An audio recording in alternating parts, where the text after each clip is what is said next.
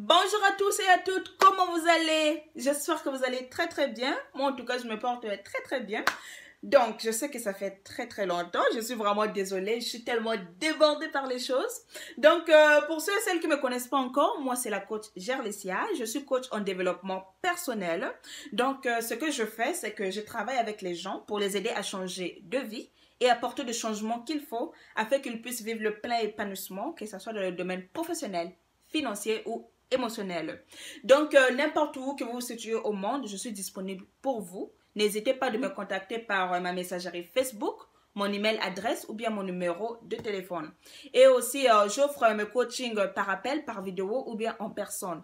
Donc, n'importe où que vous vous situez, n'hésitez pas de me contacter, je suis disponible pour vous. Donc aujourd'hui nous avons un thème très intéressant, mais je sais que ce thème-là, beaucoup de gens vont m'insulter. Même les insultes même avaient déjà commencé depuis que j'avais posté le thème de la prochaine vidéo. Là, les insultes avaient déjà commencé. Mais je crois que ce n'est pas mon problème parce que nous sommes tous libres de dire ce qu'on veut dire et vous êtes libres de m'insulter. Mais sachez-le seulement que lorsque vous allez m'insulter, ces insultes-là vont glisser sur ma peau comme de l'eau sur le serpent. Donc, le thème d'aujourd'hui, c'est que l'Afrique noire n'avance pas, d'une part à cause de la femme. J'ai bien dit d'une part à cause de la femme. Je n'ai pas dit que tout c'est à cause de la femme. Non. D'une part, c'est à cause de la femme. Donc, avant de rentrer dans le thème, j'ai deux questions. Donc, la première question, c'est que est-ce que c'est vrai que la femme, c'est elle qui donne la vie? Donc, la femme, c'est elle qui engendre les enfants. La deuxième question. Est-ce que c'est vrai que la plupart des femmes sages rendent l'homme plus responsable? Donc, la plupart des femmes sages rendent l'homme plus responsable. Je suis consciente que, en tant qu'Africaine, que la majorité des Africains ne fonctionnent que lorsque on les pique avec les vérités. Et lorsqu'on les pique avec les vérités pour les réveiller, la seule chose qu'ils savent faire, c'est soit insulter ou bien devenir violents. Je crois bien que nous les Africains, nous sommes beaucoup à militer dans la cause de l'Afrique. Donc, Afrique, révolution, Afrique, nous devons avancer, Afrique, nous devons dire non, Afrique, je ne sais pas quoi là, oui. Nous sommes beaucoup à militer dans ça. Mais le problème, c'est que nous militons dans l'aveuglette. Donc, parfois, avant de militer, en fait, nous devons s'asseoir et réfléchir. Pourquoi nous militons? D'où vient notre malheur? Où est le problème? Où est la solution? Nous devons nous poser ces questions-là avant de militer. Ne militons pas seulement en fait dans l'aveugle. J'ai remarqué que nous les Africains en fait, nous aimons accuser nos politiciens. Donc nous aimons dire qu'ils sont la cause que l'Afrique n'avance pas, ils sont la cause que l'Afrique n'évolue pas. Oui, d'une part je suis d'accord avec vous, mais d'une part vous oubliez que derrière ce grand homme-là, il y a des femmes derrière. Vous oubliez qu'il y a des femmes derrière. Il y a des gens derrière. Est-ce que vous connaissez la citation? Derrière un grand homme, il y a une grande femme. Donc, derrière ce grand homme-là, donc derrière ce politicien-là, il y a sa femme, il y a sa mère, il y a ses filles, il y a, je ne sais pas, ses sœurs. Donc, vous vous aveuglez complètement et vous voyez seulement le politicien. Mais vous oubliez que derrière, il y a les femmes. Je commence aux mères parce que les mères, c'est eux qui engendrent nos politiciens-là. Donc, vous êtes mère et votre fils devient président ou bien ministre, vous commencez à faire la joie. Mon fils devient président, mon fils devient ministre, la galère est finie. Donc, les gens ne peuvent même plus boire ou bien respirer ou bien je ne sais pas quoi là, parce que votre fils est devenu président ou bien ministre. Et toute la joie là, je comprends et c'est normal. Mais vous, le problème, c'est que vous faites la joie là parce que vous savez que votre petite maison là où vous vivez là, votre fils va casser ça et vous construire un immeuble de 60 étages. Oui, votre fils devient président ou bien ministre. Je n'ai rien contre ça du tout. Au contraire, c'est très bien. Mais ce que je suis contre, c'est que la plupart de vous poussez vos enfants à voler l'argent du peuple pour vous construire des maisons, pour vous acheter des maisons, je ne sais pas dans quel pays, pour vous acheter des jets privés. Donc, vous poussez vos fils en fait de voler l'argent du peuple pour que vous puissiez être très à l'aise et que le reste de la population reste à souffrir. C'est ça que je suis contre. Si vous construisez tout ça avec leur salaire, parce que les présidents et les ministres, eux aussi, ils ont un salaire. Donc, s'ils décident d'économiser leur argent pour vous construire tout ça, pour vous rendre heureuse, tout ça, c'est bien. Mais on sait tous, c'est pas ça qu'ils font. Ce qu'ils font, c'est qu'ils prennent l'argent du ministère pour vous rendre heureuse. Et comme il y a aussi beaucoup de mamans qui aiment l'argent, vous prenez l'argent sans réfléchir, sans vous demander d'où vient l'argent. Là, vous, le problème, c'est que vous êtes heureuse et le reste de la population reste à souffrir.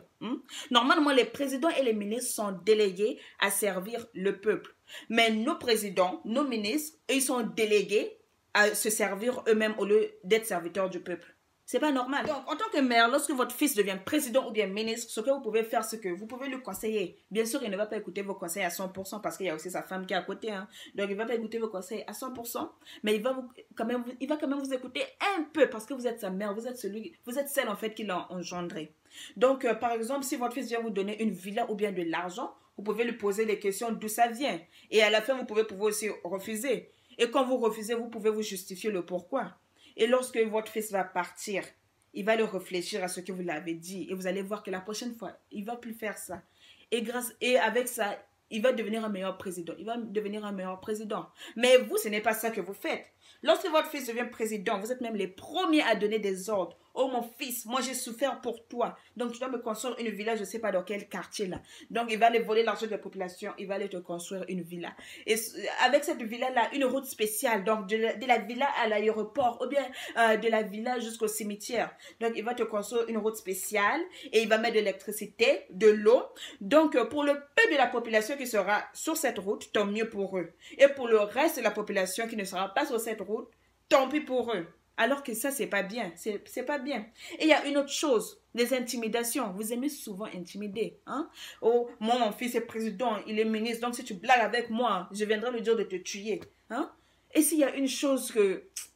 Si en fait, il y a une chose que l'Afrique ne va pas en fait avancer, ne va pas évoluer, ce sont les intimidations. On aime trop intimider. On aime trop intimider. Donc, il faut cesser les intimidations. Donc, pour les mamans, s'il vous plaît, donnez une bonne base à vos enfants. Conseillez bien vos enfants. Parce que la bonne éducation commence chez soi. Lorsque tu conseilles bien ton enfant, lorsque tu lui donnes une bonne base, lorsqu'il va partir dehors, il va suivre la même route. Mais par contre, je sais aussi qu'il y a des enfants qui ont des têtes dures, que même si tu lui donnes une bonne base, même si tu lui conseilles bien, il a tellement une tête dure qu'il ne va pas écouter. Et une autre chose, s'il vous plaît, les mamans, n'intimidez pas vos enfants. N'intimidez pas vos enfants et ne lui forcez pas, en fait, de faire des choses, de faire certaines choses pour vous. Un exemple, ne lui forcez pas à construire une villa pour vous. Oh, parce que je suis ta mère, parce que c'est moi qui t'ai mis au monde, tu dois me construire une villa. Ne lui forcez pas. Parce que quand tu lui forces comme ça, tu lui pousses à faire en fait des actes qu'il ne voulait pas faire. Tu lui pousses à aller, par exemple, voler l'argent du peuple qu'il ne voulait pas faire. Donc, ne forcez pas et n'intimidez pas vos enfants. Donc, maintenant, passons aux premières dames. Parce que les premières dames, en fait, c'est vous les maris, je dis même les maris, c'est vous les femmes de ces maris-là. Et vous, votre rôle, en fait, c'est d'aider votre homme à bâtir le pays. Mais vous, ce n'est pas le cas. Vous, je ne sais pas c'est quoi votre rôle. Des fois, je me demande, des fois quand je m'assois chez moi, là, je me demande, c'est quoi le rôle de nos premières dames qui sont au pays? Qu'est-ce qu'elles sont en train de faire?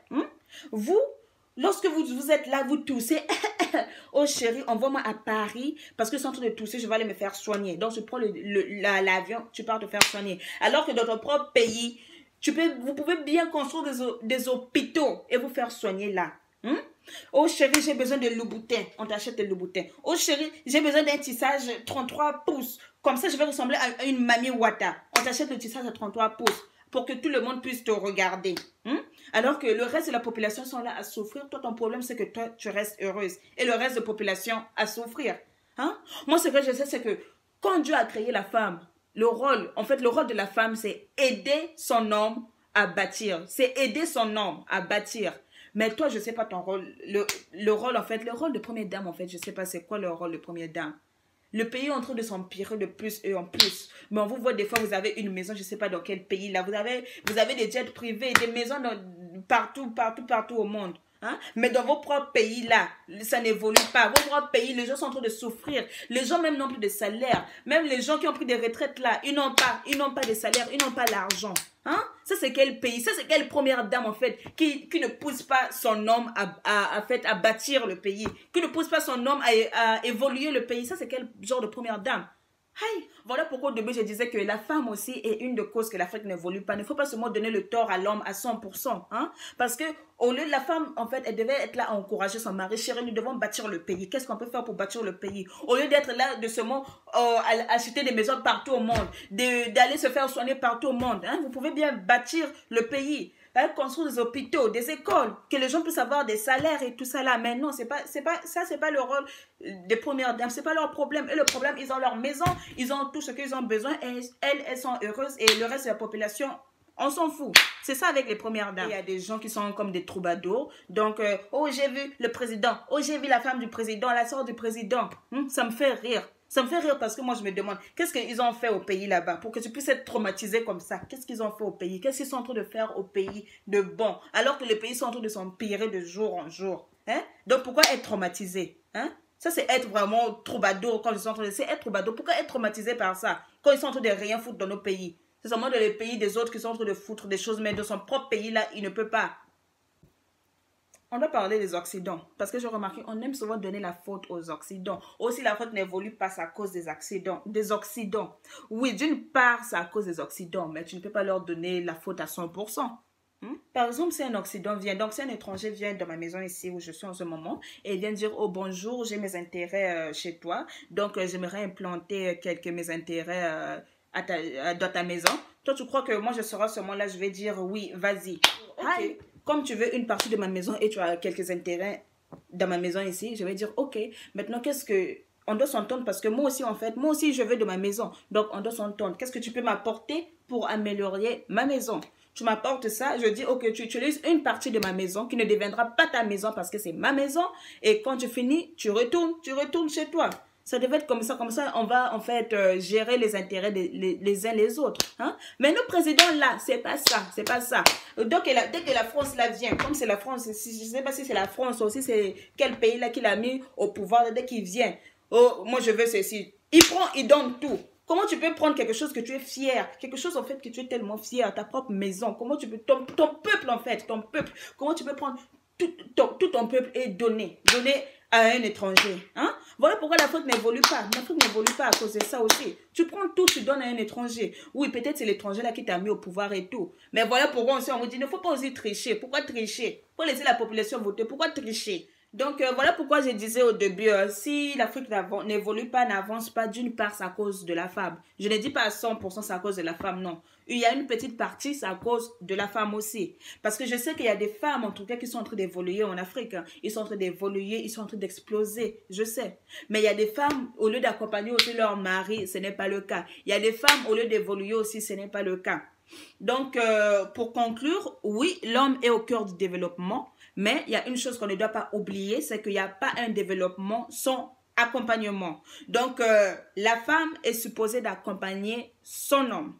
Donc, c'est tout ce que j'avais à dire, en tout cas, dans cette vidéo. En tout cas, merci beaucoup. Partagez cette vidéo au maximum. Vous, quand je vous dis partager, là, vous ne partagez pas. Voilà pourquoi je me décourage à faire des vidéos. Quand je dis partager, là, vous ne partagez pas. Partagez cette vidéo, en tout cas, au maximum. Et je vous aime beaucoup et à très bientôt. Bye!